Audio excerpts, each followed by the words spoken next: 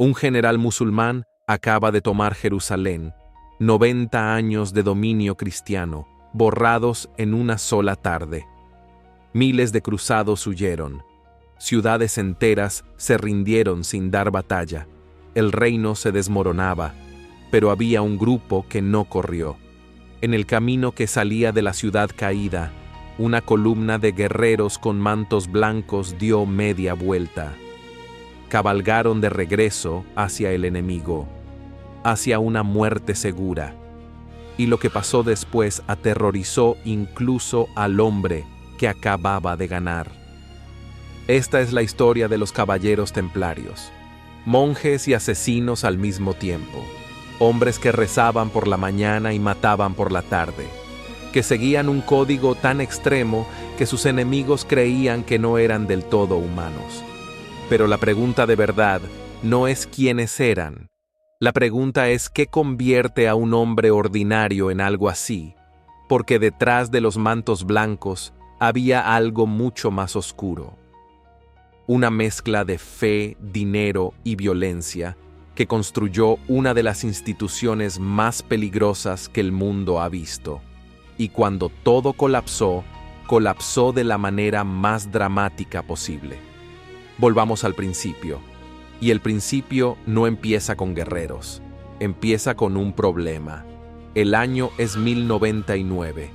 La primera cruzada acaba de triunfar. Jerusalén está en manos cristianas por primera vez en 4 siglos. Los peregrinos de toda Europa empiezan a llegar a Tierra Santa, miles de ellos. Caminando por caminos que su fe les decía que eran sagrados. Pero esos caminos eran una trampa mortal. Bandidos, señores locales, restos de fuerzas musulmanas que no tenían ninguna intención de aceptar lo que había pasado. Los peregrinos eran robados, eran asesinados. Grupos enteros desaparecían en el camino y nunca más se sabía de ellos. Los gobernantes cristianos de Jerusalén tenían un reino nuevo y ninguna forma de protegerlo. Ese problema creó a los templarios. Un caballero francés llamado Hugo de Payens fue al rey con una propuesta. Él y 8 hombres más formarían una hermandad militar permanente. Vivirían como monjes, pelearían como soldados. El rey les dio un ala de su palacio, construida sobre las ruinas del que se creía era el templo de Salomón. De ahí el nombre, los caballeros del templo. Pero aquí está el problema. 9 caballeros no pueden proteger un reino, ni siquiera pueden proteger un camino. Entonces, ¿qué estaban haciendo realmente en esos primeros años bajo las ruinas? Eso nadie lo sabe con certeza, y eso es exactamente lo inquietante. Lo que sí se sabe es lo que pasó después.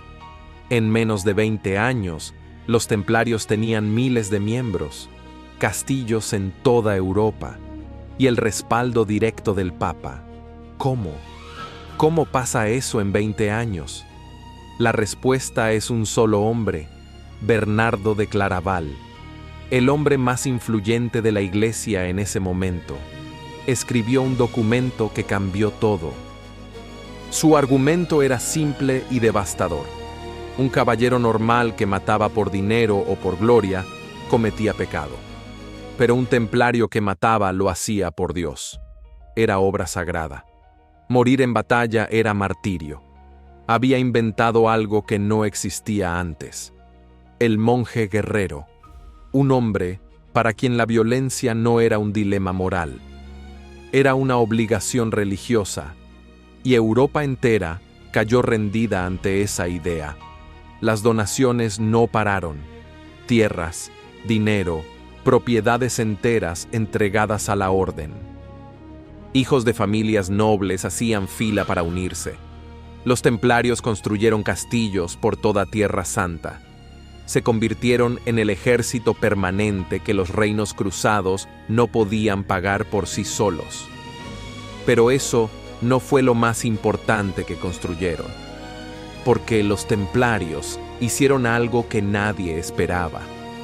Algo que cambiaría el mundo mucho más que cualquier batalla. Se convirtieron en banqueros.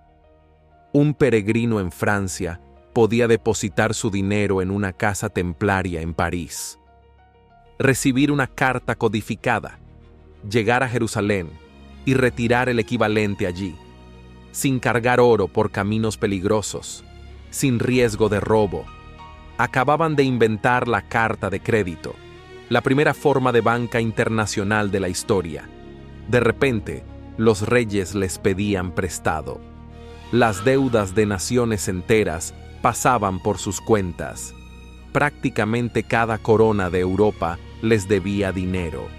Una institución que guarda la deuda de todos y solo responde ante el Papa. Piensa en eso. ¿A quién le tienes más miedo?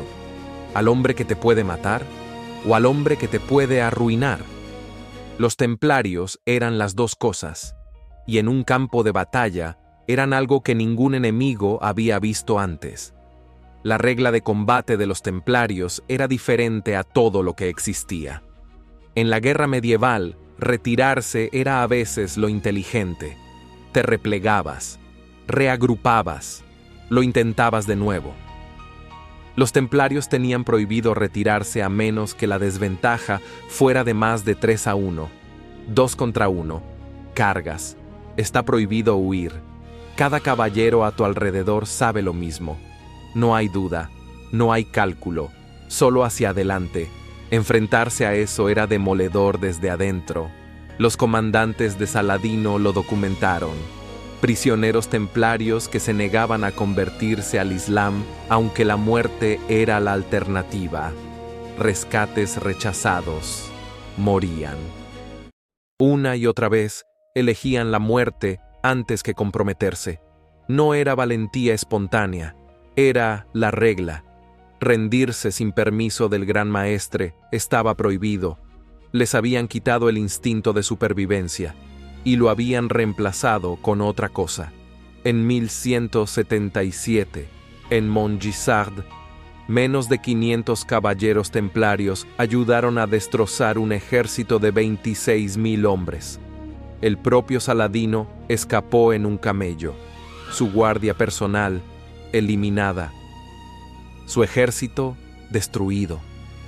Él se convirtió en el más grande comandante musulmán de su época. Y nunca olvidó ese día. Nunca. Cuando volvió a enfrentarlos en Hattin, 10 años después, dio una orden específica. Los templarios y hospitalarios capturados no serían rescatados. No serían esclavizados. Serían ejecutados. Porque había aprendido algo. No puedes negociar con un hombre que no valora su propia vida. Y no puedes permitirte dejarlo ir. Hattin lo cambió todo, y aquí es donde el terreno importa. El ejército cristiano marchó a través de una meseta seca en pleno verano, sin agua. Saladino había cortado todos los caminos hacia el lago. Los cruzados morían de sed antes de que la batalla comenzara. Cuando rompieron la formación buscando agua, Saladino los rodeó. El rey de Jerusalén, capturado, la Veracruz, tomada. Meses después, Jerusalén cayó. Los templarios pelearon hasta el final en Hattin. Los sobrevivientes fueron ejecutados. La orden perdió una generación entera de guerreros en una tarde. Y sin embargo, se reconstruyeron. Eso es lo que hace el poder real.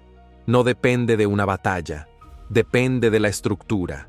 Y la estructura de los templarios siguió produciendo dinero, reclutas y recursos mientras el mundo a su alrededor ardía.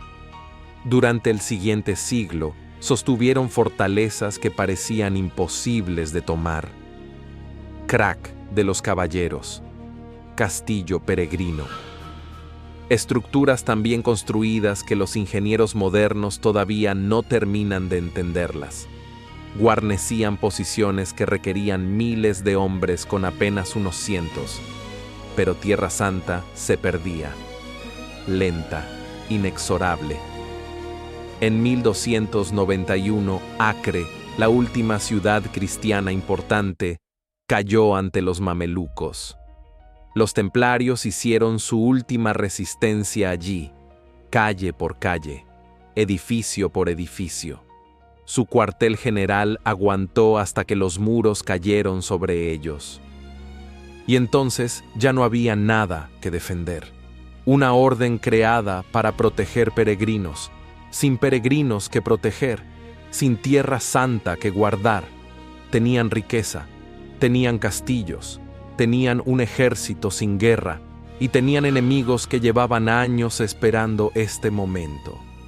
El más peligroso de todos era Felipe IV de Francia.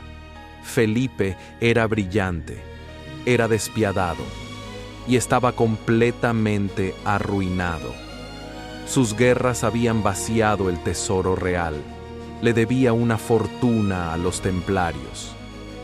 Y había entendido algo que ellos todavía no habían visto. Una institución sin guerra que librar puede ser destruida. Fue ante el Papa Clemente V, un papa francés que le debía su posición al propio Felipe. Le presentó los cargos. Los templarios realizaban rituales heréticos en secreto, adoraban ídolos, negaban a Cristo, cometían actos obscenos en sus ceremonias. ¿Eran ciertos? Casi con toda certeza, no. Las confesiones fueron arrancadas bajo una tortura tan brutal que los hombres admitían lo que fuera. Pero la verdad no importaba. La deuda importaba. El poder importaba. El viernes 13 de octubre de 1307, todos los templarios en Francia fueron arrestados al mismo tiempo, en una sola madrugada. La coordinación fue extraordinaria. Felipe lo había planeado durante años en silencio. El último gran maestre, Jacques de Molay, fue arrestado, torturado. Y en 1314 fue quemado vivo en París frente a Notre Dame. Mientras ardía, lanzó una maldición. Felipe y el Papa morirían antes de que acabara el año. El Papa Clemente murió en menos de un mes. Felipe IV estaba muerto antes de que terminara el año. La historia no hace eso a propósito, pero a veces lo parece. Los templarios fueron disueltos. Su riqueza fue transferida oficialmente a los hospitalarios. Aunque Felipe se quedó con la mayor parte sin que nadie lo dijera en voz alta. La orden que había sostenido el mundo cristiano durante casi 200 años terminó no en una batalla, terminó en un tribunal, destruida no por sus enemigos en el campo, sino por las deudas de un rey y la ambición de un papa. Pero aquí está lo que importa, lo que sigue importando hoy. La carta de crédito que inventaron no murió con ellos. Creció, se expandió, se convirtió en el sistema bancario que mueve el dinero del mundo moderno. La idea de que el valor puede viajar sin que el oro se mueva físicamente.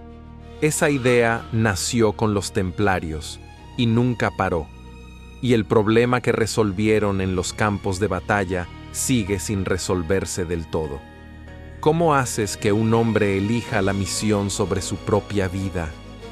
¿Cómo construyes una institución que no puede ser atemorizada? Cada ejército profesional del mundo sigue buscando esa respuesta. Los templarios la encontraron y pagaron un precio enorme por ello. Jacques de Molay, ardiendo en París, no suplicó, no negoció, no se convirtió para salvarse. Había pasado 40 años en la orden. Había visto caer Tierra Santa.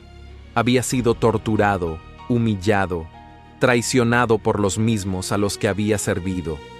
Y murió igual que todos los que vinieron antes que él habían sido entrenados para morir, sin rendirse. Si eso lo llamas fanatismo o convicción, depende de quién seas, pero no hay duda sobre lo que fue. Fue la respuesta más cara y más peligrosa que el mundo medieval encontró para una pregunta muy simple. ¿Qué haces cuando el camino es demasiado peligroso y nadie viene a protegerte? construyes algo que no puede ser atemorizado, algo que no negocia, algo que no para, y después confías en que lo que construiste no termine volviéndose contra todo lo que querías proteger.